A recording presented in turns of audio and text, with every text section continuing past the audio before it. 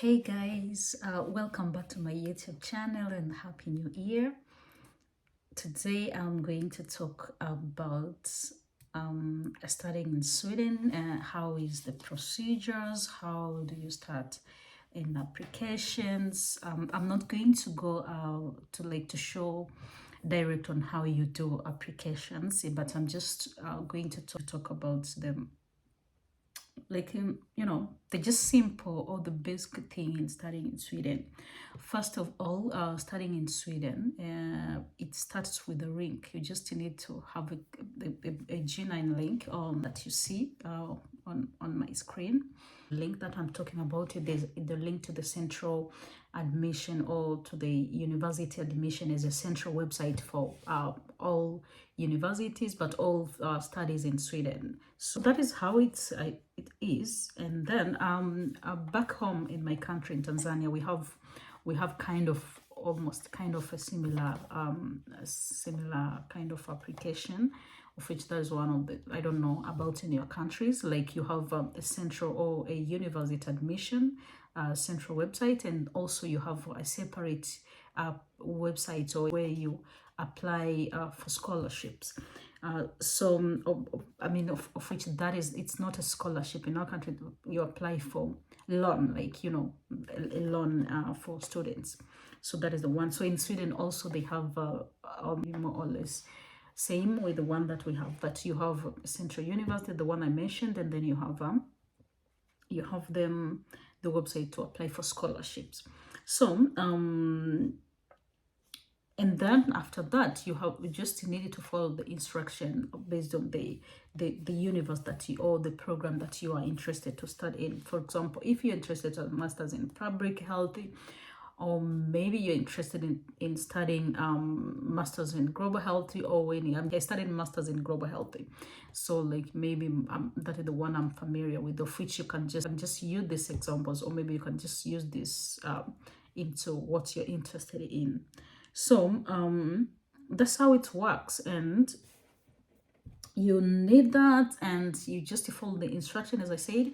So for example, let's say the masters in global health, they have their own maybe criteria, or maybe they have their own requirements during the application. Maybe they need you to submit your CV.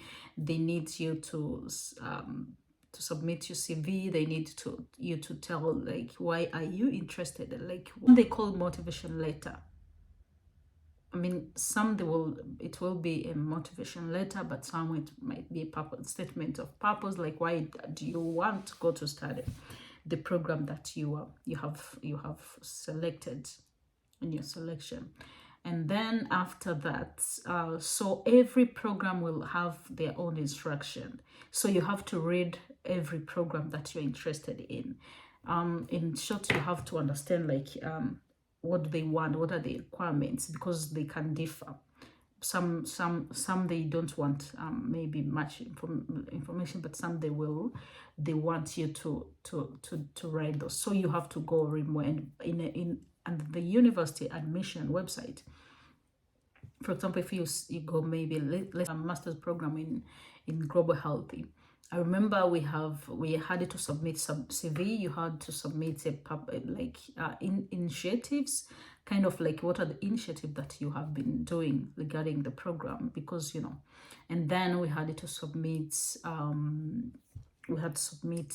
work experience, and we had also to submit a research experience, because we were doing much research studies. It's about global health, so we have to talk more about studies or research. So that was one of the things that we wanted. So some program, and also I applied some masters in public health. So some they didn't want research experience, but they wanted the work experience. They wanted to see the initiative. They wanted to see the motivation letter, or maybe motivation statements that they show like why are you really motivated to start that program or the specific program.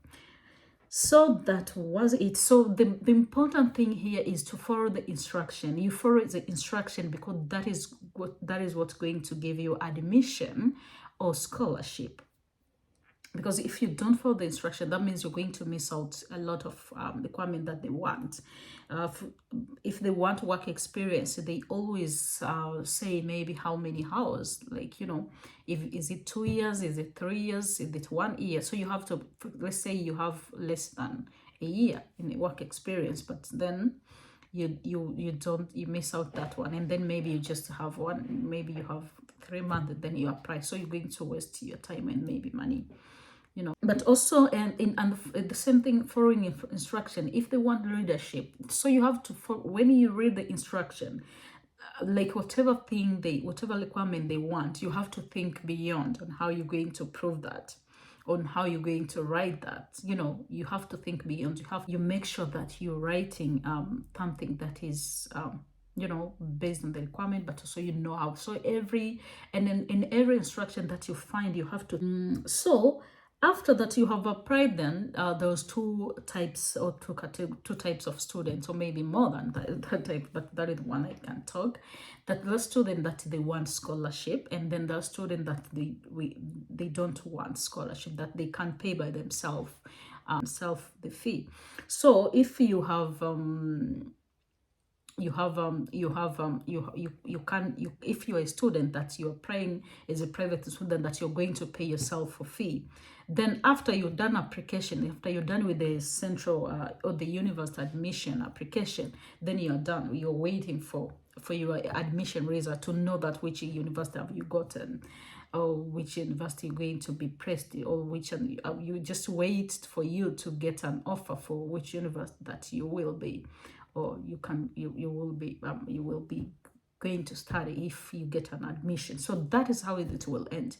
But then if you're a student that you are depending on scholarship, then after that you have to know, or during the time that you're praying for the university admission, at the same time also, I think some few weeks they used to open also the scholarship documents. Like they started, you go to the website, there is of which that is Swedish Institute Scholarship. So if you're a student that you want for you want going for scholarship, and then that you have to continue on writing the documents and writing the documents, writing down what they want. The website that is the one that you see on top, but also I will put the links below, and so you don't need to worry about that. So you will have to, and the scholarship or the Swedish Institute, they also have their requirements that they want you to submit. For me, I did like twice, although I was doing this at the same time.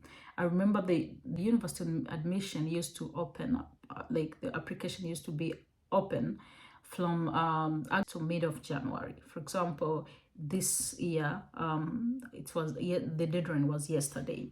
So that's how it is. And then after that, you have the application for scholarship. That the application for scholarship opens up in February. For example, ours was opening on 10th of February to 20th of February. But before that, you have to know that the documents are raised before. I mean, the document that they want you to write up, to write or to like to show your interest. They are raised before, and I think most of it used to be in November. So so as I said, that as a scholarship student, you have to be ready with that. You have to prepare yourself. You have to write. You have to give yourself time and all those things to write up the document. So that is how it is. So if you're a private student, you don't need to apply for the scholarship. But if you are depending on scholarship, then you have, after the submission, you continue with working on your documents for scholarship. And I'm going to do a separate video on the tips on how you can win the scholarship. So on the tips on how you can come up with the tips, and I'm going to do these tips in a way that to show how, like, what are the mistakes people can do. Because as I told you, for me, I just applied once, and it was once. And by that time, I applied once in Sweden. I applied also once in UK, the Chevening Chevening scholarship, but I didn't like them because it was for 1 year, and okay, I wanted to spend 2 years, 2 good years in Europe. So I was like, no, I'm not gonna just go there 1 year and then I come back home. So I need the longer one. So that's why I had it to do it the one in Sweden. So that is how I'm going to give the tips and how you can win, and but also I'm going to show the mistakes people do to my experience. So that those mistakes shows how people cannot win the scholarship, because there's a minor mistakes or maybe errors that can happen, and then that will make you to kind of maybe disqualify yourself, or maybe sometimes choose just because there's a lot of applicants. So it doesn't make your document to stand out during the review, I don't know, or maybe application.